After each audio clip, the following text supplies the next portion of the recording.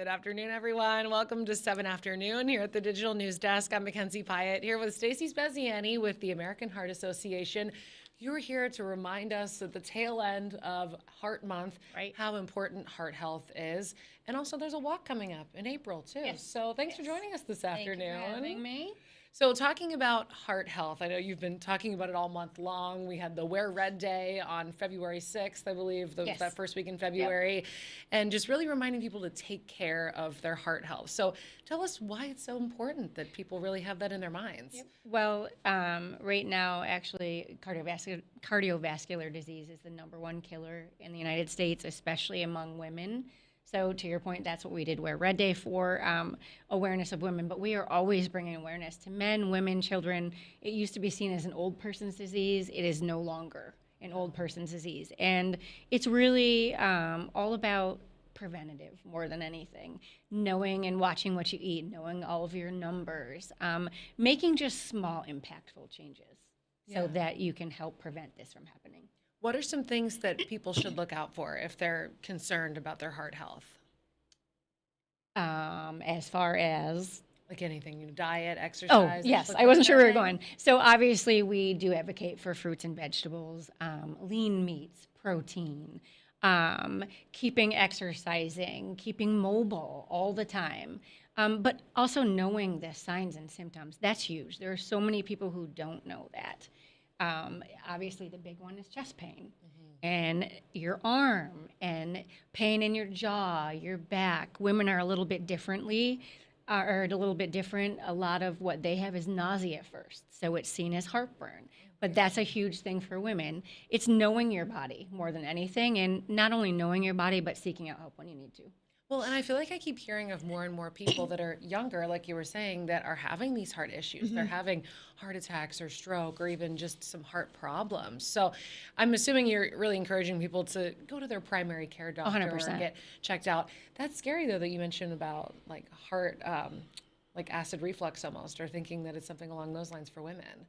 It does happen a lot. I have a friend who had a heart attack, and she actually was regurgitating and started vomiting.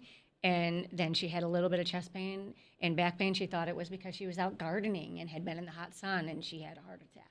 She survived, but she had a heart attack. So I think the big thing is that I said, you have to know your body, but know your body enough that you go get help. I mean, you can't put it off. Exactly. No, you really want to make sure you are going to the doctors, getting those appointments made, and paying attention to, really listening to your body. Yep. So the Heart Walk is in April, and you have some survivors there of heart disease We that do. are going to be talking. What are some of their experiences? It's some local people, right? Yes. So we have Duffy Hamilton. He is actually from Adams. And one of the things about him is his wife was a stroke survivor for us many years ago. And Duffy just had a heart attack and had bypass surgery, triple bypass. So they're both back this year. And he is more than excited to do it. We did have another one as well, a female, but she's had some more issues. So I don't know how much she'll be able to share. But she is also an advocate for us, and also, you know what, I knew what was happening in my body, so I went and got help. But Duffy is a big one. And then we always, our walk is all about the survivors.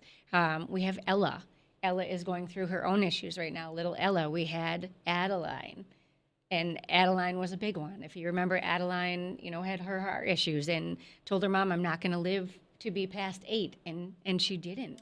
But while she was here, she was a Spitfire, and she was a call to action. That's what our survivors basically are. They're a call to action. They share their story in hopes that they can help at least one person know the signs and symptoms and get help. Absolutely. I mean, spreading that awareness. I'm learning things just now from what you're Right. telling me, from things that you need to pay attention to that Right. you might just brush off. You think your everyday, illnesses or something, but really serious stuff. So yeah, you're mentioning diet, exercise. People can get an exercise in going to this walk too, Right. which would be great. So when and where is it? It's Saturday, April 18th at Jefferson Community College, and I'm actually really excited. We have some new elements. I don't want to give too much away, but one of the big things we have is there's going to be a survivor drum, and that's going to be on stage, and it's going to be beat to the beat of a heartbeat by someone who has been saved by CPR. And then when the survivors come in from their walk, they are going to have their picture video taken beating the drum. That is really nice. Yes, and it signifies the heartbeat. I mean, cancer had the bell, we have the drum. Oh, yeah, that is really great. Well, I would imagine too, for people that might, have a family history of heart disease, it probably helps to make sure that you're getting certified in CPR or anything else so that you're able to help someone in your family. It's actually, to be honest, more important now. We don't actually do a lot of certifications anymore. What we do is demonstrate and teach hands-only CPR because you don't have to be certified to save a life. Basically, we're turning regular people into lifesavers. As long as they know what to do, you don't need to be certified. That's great. So that's something that they can sign up for, or is it something they can do online? I actually go out. People contact me a lot. Yeah. I've done schools. I've done businesses.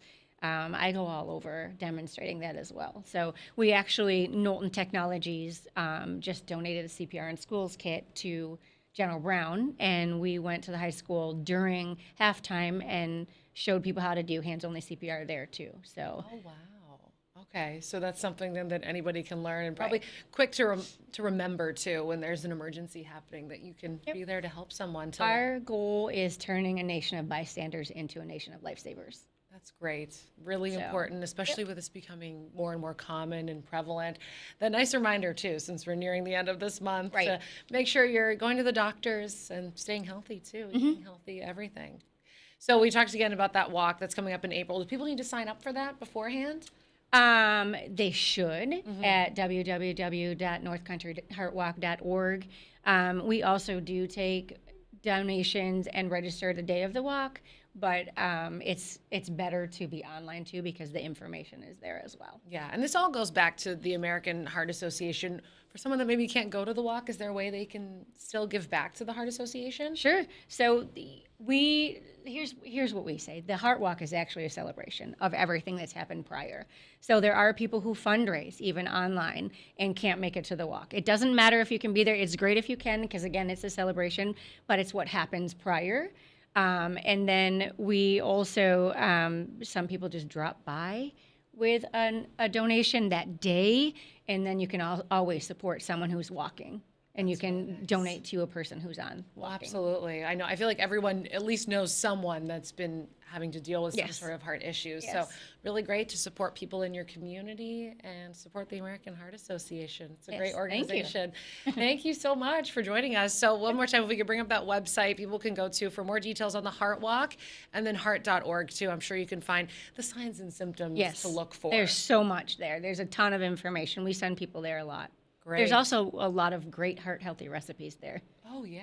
Okay, perfect. So you can get some ideas, too, and have some healthier meals, because I'm sure you just make some small changes. You can have a healthier heart. Well, that walk is Saturday, April 18th, so people have some time, but it is approaching quickly, so you want to sign up for that.